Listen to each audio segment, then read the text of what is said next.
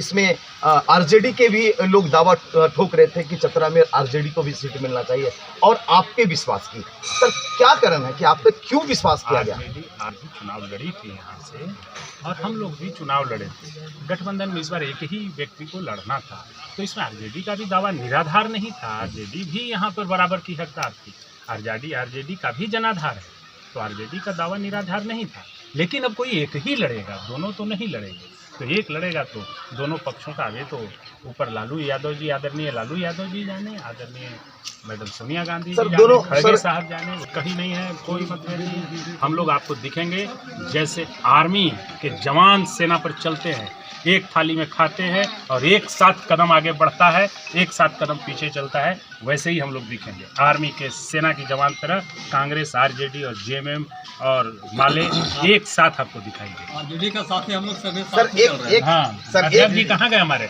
RJD यहाँ के लोगों को फायदा इसलिए मिलेगा क्योंकि मैं कोई काम दिल लगा के करता हूँ। मैं दिल लगा के चाहता हूँ कि पलामू प्रमंडल और चतरा जिला के लोगों के लिए कुछ करूं, और उसके लिए पूरी शक्ति झोंक दूंगा, सब कुछ समर्पित कर दूंगा और उनको उनका अधिकार दिलाऊंगा। सर इस दौरान ऐसे में आपके पास बहुत सारे उम्मीदें हैं लोगों को, अब कितना उम्मीद करता है? देखिए मैं घोषणा नहीं करता। अब यहाँ से मैं प्रतिनिधित्व किया था डाल्टनगंज विधानसभा से, मैंने रामगढ़ और बड़गढ़ प्रखंड बनाए काट कर।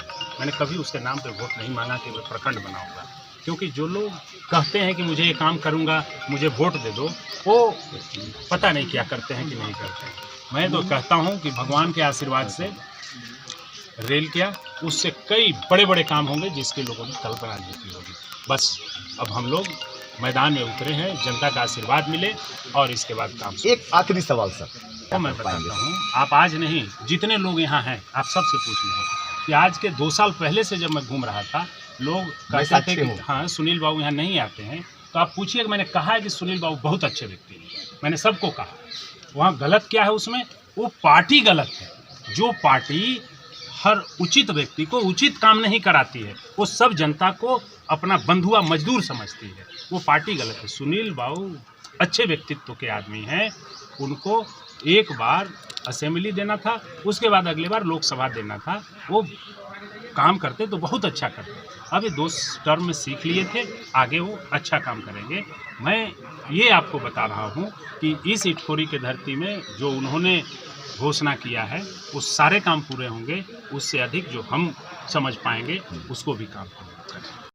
इनकी बात मजबूती से लोकसभा में नहीं रखने देने के कारण यहाँ अभी तक विकास नहीं हो पाया है, इनका हिस्सा और अधिकार नहीं हो पाया। यहाँ के लोगों का, पलामू प्रमंडल और चतरा के लोगों का अधिकार लेके आना है, वहाँ से ला करके इनको अधिकार दिलाना है, जिससे ये कई दशकों से वंचित उनको ये अधिकार दिलाना है।